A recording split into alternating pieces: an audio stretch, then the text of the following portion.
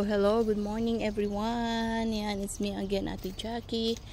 It's 8 o'clock in the morning. Medyo okay yung sun, kaso ma-humid po, mainit. Grabe yung init, no? Pawis ka na kaagad, nasa ilalim yung init, nandyan, walang hangin. So, ma-humid.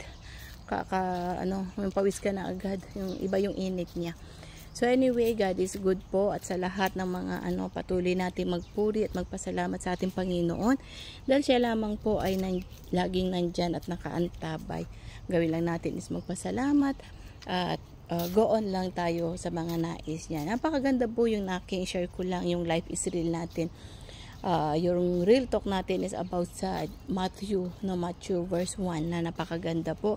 Ito yung saling lahi from Jesus Christ, from Abraham po to David is 14 years na generation ang lumipas, and then from Abraham naman po to David, yun nga 14 years, and then from David to Babylonian is 14 years din, and then from Babylonian to Jesus Christ po is 14 years. So napakaganda po, laging 14 years po yung talagang yung talagang gumagalaw 14, kaya nakaka-bless po siya, yun po yung ma-share ko ngayon. And then from that po yun lumabas na yung tatay ni panganak na si Jose. So si Jose na asawa ni Maria, and then si Maria naman po ay nagbuntis sa espiritu, at yun po ipinanganak si Jesucristo. Yan po, napakaganda. Thank you Lord for that generation. Thank you for that